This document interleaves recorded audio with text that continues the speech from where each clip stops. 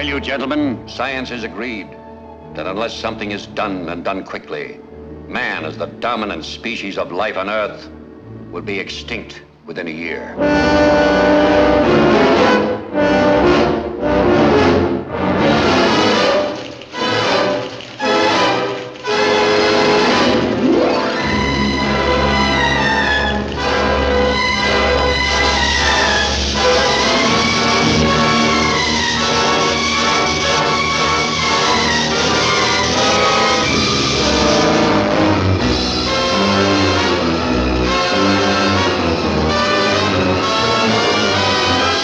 Direction of the President of the United States, stay in your homes. I repeat, stay in your homes.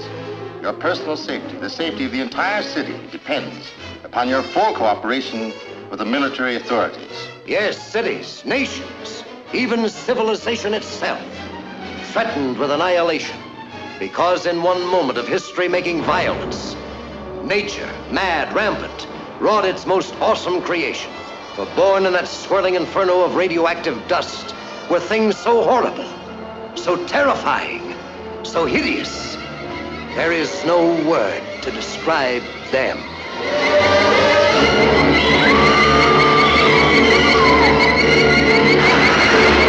We may be witnesses to a biblical prophecy come true, and there shall be destruction and darkness come up in creation, and the beast shall reign over the earth.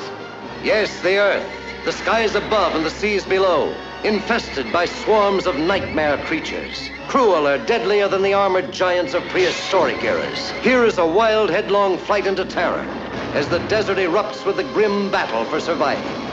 Here is a fear-frenzied moment of suspense as mankind totters before a thing that multiplies faster than it can be killed. Here is a desperate plunge into the black depths of the earth, where human courage challenges the brute force, the slashing jaws, the poison fangs that guard the subterranean nest where the beast spawns its terrible progeny. To all units, condition red, drain 267 is the target area. Repeat, condition red, drain 267 is the target area.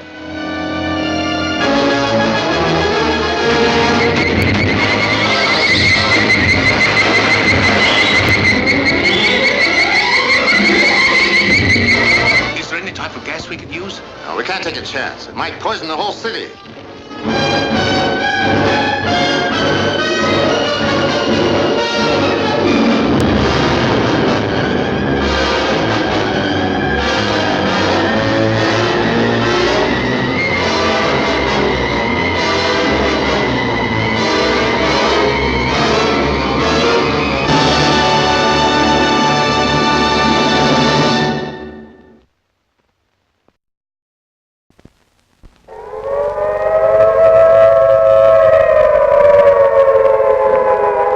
Get the Pentagon. Class A emergency. The Joint Chiefs of Staffs are expecting the call. The rocket has just been entered by a robot. It lives. Life? Consciousness? A machine? It intends to put itself section by section into orbit around the Earth. And from that day forever forward, Earth will be its slave.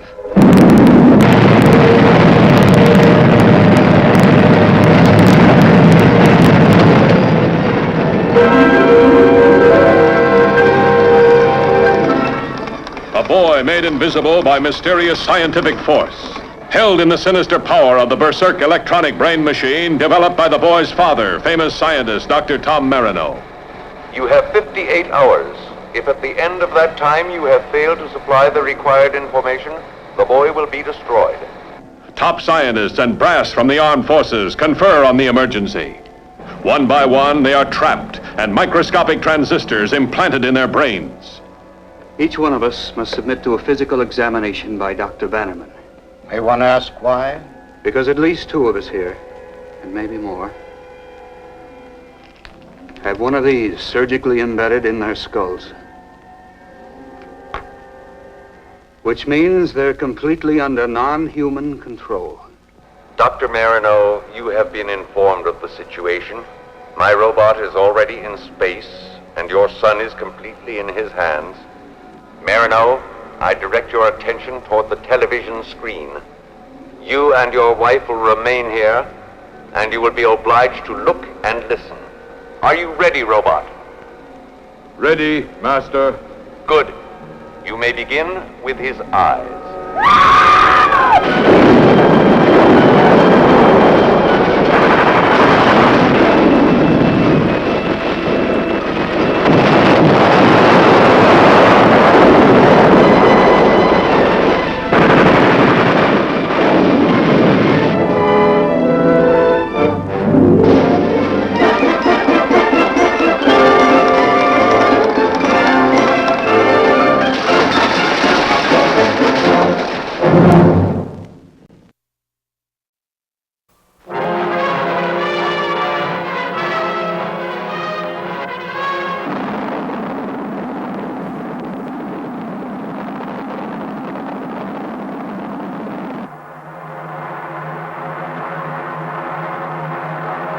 The distance between the Earth and the Moon at its closest proximity is 238,000 miles. We expect to cover this distance in approximately 48 hours. X minus 5 seconds. 4, 3, 2, 1, 0.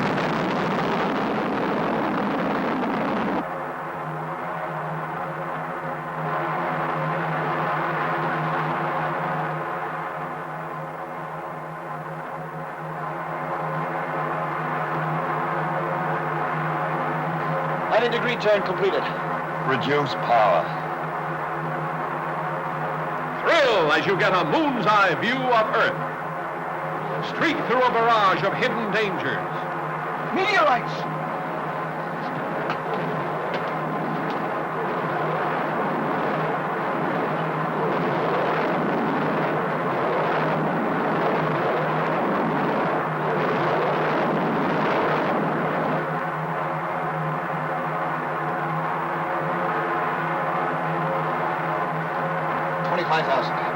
Prepare to jettison tail section. You ready? Go.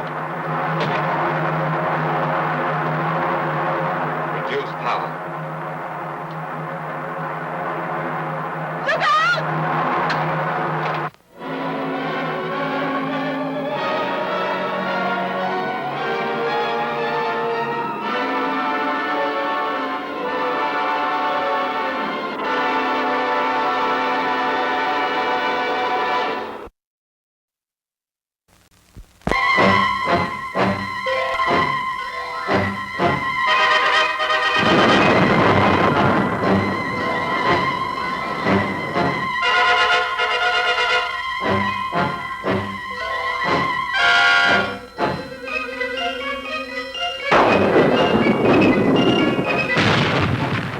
Frighten me when you talk like that. It's true. I've discovered a power that the most feared man on Earth. This is the closed-circuit television set focused on the test area, isn't it? Yes. And these buildings and equipment have been placed in the desert for destruction by the atom blast? That's right. Would you all kindly watch the screen? What you have just seen me do to that one small area, I can do to a city, a nation, or a continent. Gentlemen, I'm convinced I saw him wipe out a city of concrete and steel by some power of mind. And my advice to you and to your governments is to take what this man says as a most serious matter. Any country I have mentioned which does not have a representative here, present in this room, will find its capital city wiped out.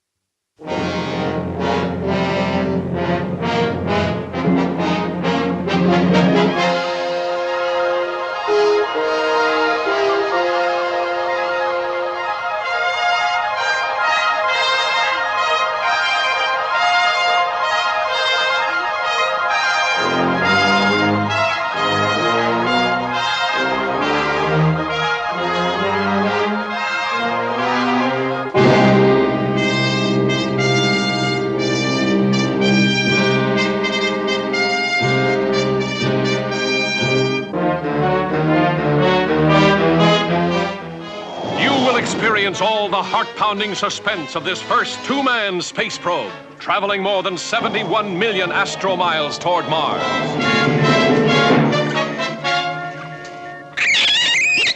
Here are all the unexpected terrors of outer space. Unidentified flying mass. Dead ahead. Collision course. Fire main retros. Firing main retros.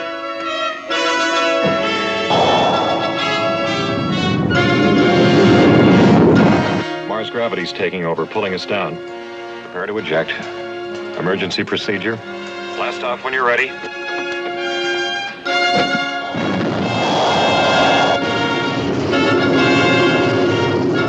The scorching surface of the fire swamp that is Mars.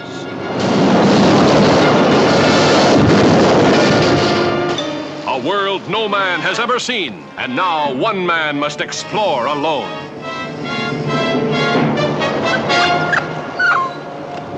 A temporary home is found. How long can a man stay alive?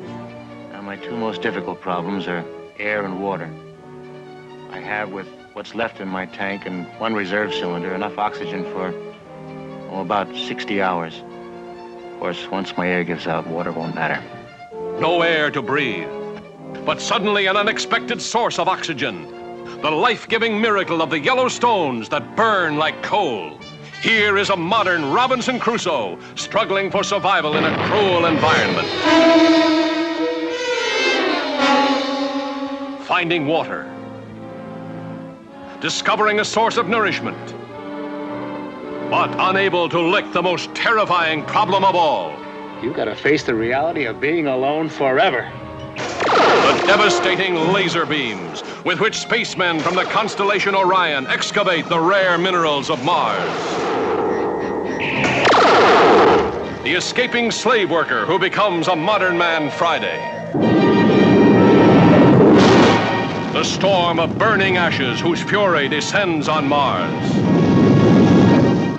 The polar ice cap and the wild surface storms that cover the planet with freezing cold. The holocaust of searing hell when Mars and a flaming asteroid collide and turn the ice cap into molten lava. The violent celestial bombardment of Mars by attacking humanoids from another galaxy.